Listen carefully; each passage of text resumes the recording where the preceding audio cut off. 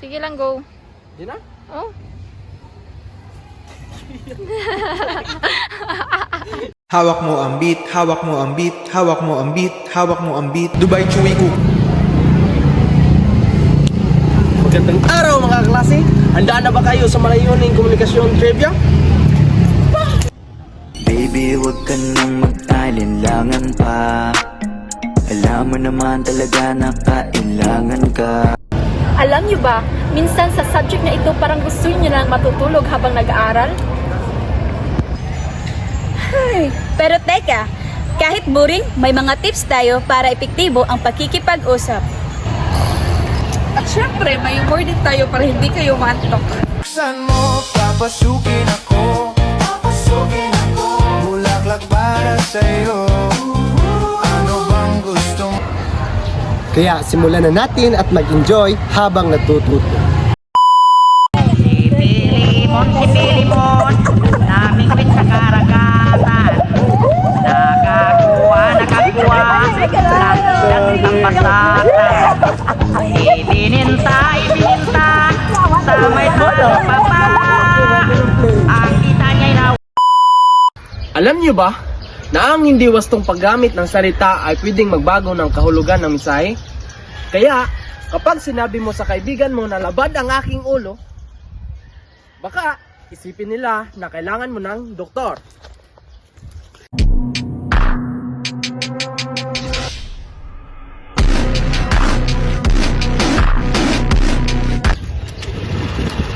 Alam niyo ba, sa pamamagitan ng komunikasyon ay pwede sa pasalita, pasulat o digital. Kaya kapag nag-voice note ka sa kaibigan mo,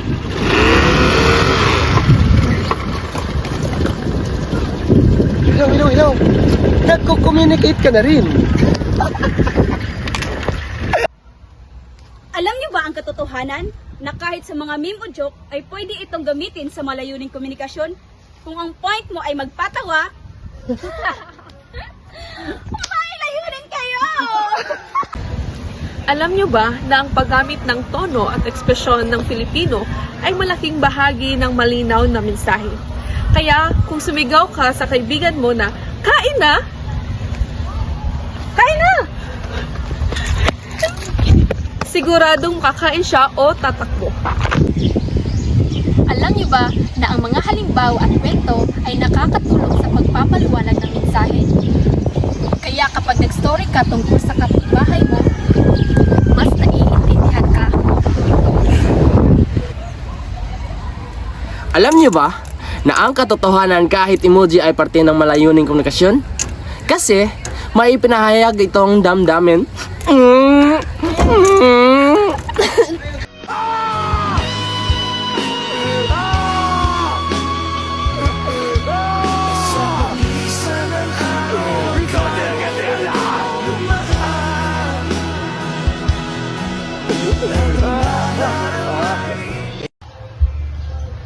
Alam nyo ba na may dalawang uri ng layunin sa komunikasyon, informatibo at mapanghikayat? Kaya kapag sinabi ng kaibigan mo na kumain ng gulay, "Boy, kain tayo ng gulay!" Ginagamit mo na ang mapanghikayat.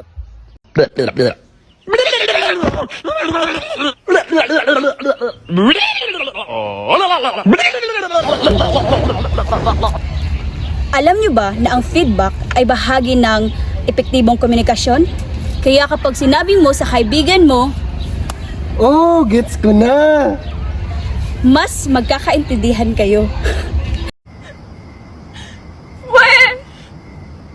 Hindi nga! Alam nyo ba na ang pagsulat ng ulat sa Filipino ay kailangan ring may layunin? Si Jim. Hindi pwedeng basta kwento lang ng buhay mo sa social media. Alam niyo ba na ang formal at di formal na wika ay nagdidepende sa audience? Kaya huwag niyo kausapin ang guro niyo sa slang at baka siya ay malito. Ya, burago! Winchana! Burago! 괜찮아. 괜찮아요. 괜찮아.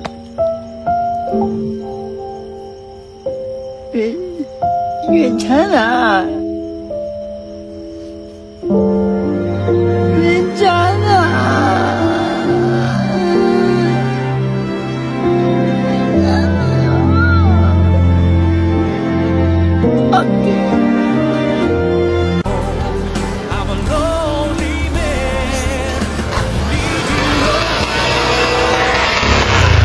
mo ba na ang malayuning komunikasyon ay komunikasyon na may tiyak na layunin? Kaya kapag may nag-chat sa iyo na kain tayo, yun ay may layunin at hindi lang para magpalipas oras.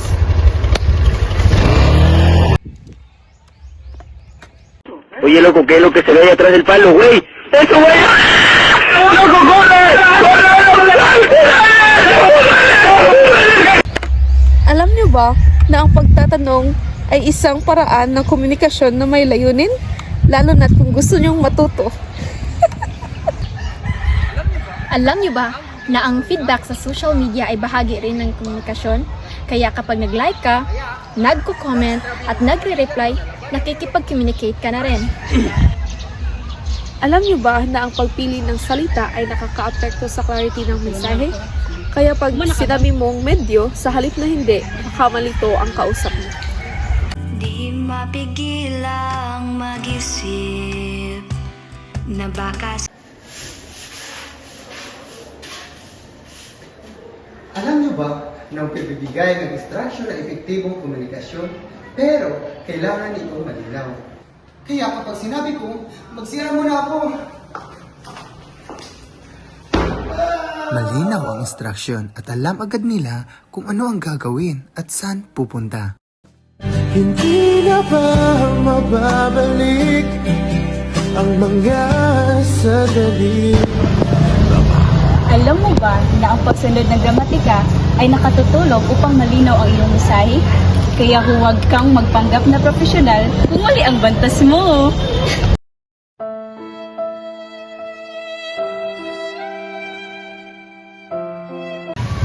Alam niyo ba na ang malinaw na mensahe ay nakakatipid ng oras? Kaya kapag diretso ka sa point, hindi mo na kailangan mag-explain ng 5 beses. kakairita. Tinan mo, masyadong masaya ang OA. Papansin masyado. Alam mo ba na ang humor ay mabisang paraan ng malayuning komunikasyon? Kaya, kapag pinatawa ka sa audience mo habang nagtuturo, nakakakuha ka ng atensyon. Alam niyo ba na ang malayuning komunikasyon ay ginagamit sa pananaliksik?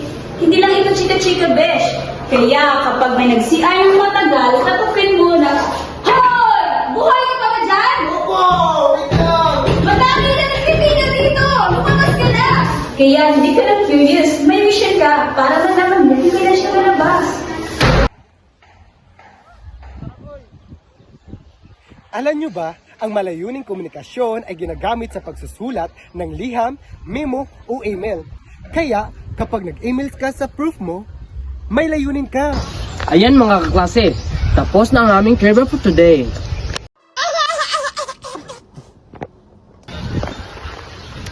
Sana kahit minsan boring, may natutunan kayo sa pakikipag-usap. At tandaan, mas malinaw na komunikasyon, mas magulo ang buhay!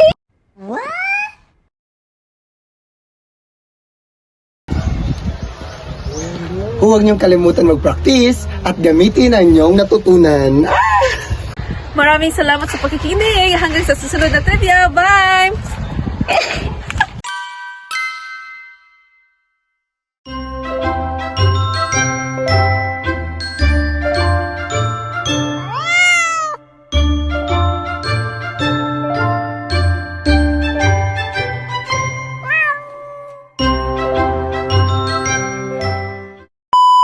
Ba? Laay sa bungay? Alam niyo ba? Balik ka. Na ang feedback sa na-IC-card. Na ang feedback sa na-IC-card. Ano ba? Rin ang pagkikipagkomunikasyon. Ba? Na ang feedback na ang pagpapalo. Trivia time with my ka-group. Oh my God, hindi siya mag-zoom, guys. We're very sorry for that. Kayo na mag-adjust. Siyempre, kayo yung viewers. Ana, kailangan mo ng doktor! Ana, kailangan mo ng doktor! Labad ang ulo ko. Akabuang. Gustong, labad ang ulo ko. Mag-Dexidol 40 na. Ang malayuning thumbnail. Nag-voice call ka sa... voice call. Sa pag... Na... Kasar... Komunikasyon. Aliksik, ay sa pili ng ay sa na kung gusto mong sa to sa pakikinig